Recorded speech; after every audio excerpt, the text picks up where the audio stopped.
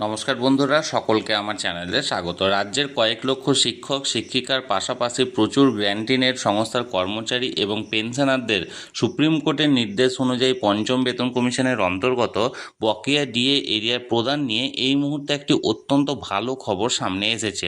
কী সেই খবরে কী বলা হয়েছে সকল কিছু আজকের ভিডিওতে বিস্তারিতভাবে আলোচনা করব।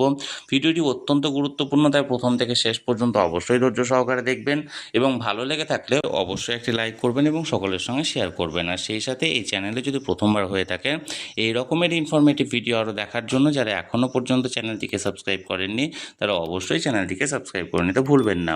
তাহলে চলুন আমরা বিস্তারিত জেনে নিই।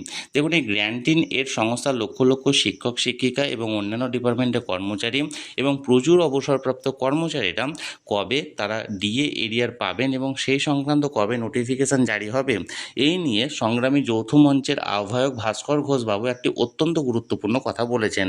কি বলেছেন তিনি, আমরা তার মুখ থেকে সরাসরি জেনে নেব। চলুন জেনে নেওয়া যাক।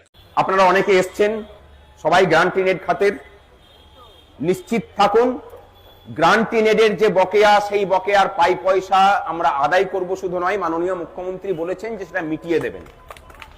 অপেক্ষা করতে বলেছেন, একটা সহযোগিতা চেয়েছেন, সেই সহযোগিতা করতে আমরা মনে হয় যে আমরা প্রস্তুত। সকলে বলেছেন যে ক্যাশ পয়সা নেই, অসুবিধা হচ্ছে, টাকাটা জোগাড় করতে দিন, কারণ এখনই অর্ডার করলে পেনশনারদেরকে এবং গ্রুপ ডি দেরকে এখনই পয়সা রিলিজ করতে হবে। আমরা বলেছি যে সেই অপেক্ষা আমরা করতে রাজি, কিন্তু আমাদের একটা শর্ত আছে, আপনারা নোটিফিকেশনটা দিন।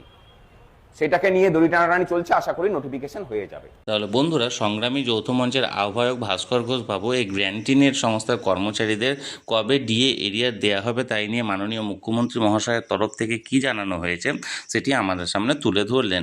আপনাদের যদি এই ভিডিওটি ভালো লেগে থাকে অবশ্যই একটি লাইক করবেন এবং সকলের সঙ্গে শেয়ার করবেন। আর সেই সাথে এই চ্যানেলে যদি প্রথমবার হয়ে থাকেন এই রকমের ইনফরমেটিভ ভিডিও আরও দেখার জন্য যারা এখনও পর্যন্ত এই চ্যানেলটিকে সাবস্ক্রাইব করেননি তারা অবশ্যই চ্যানেলটিকে সাবস্ক্রাইব করে নিতে ভুলবেন না। ধন্যবাদ, দেখা হচ্ছে পরের ভিডিওতে।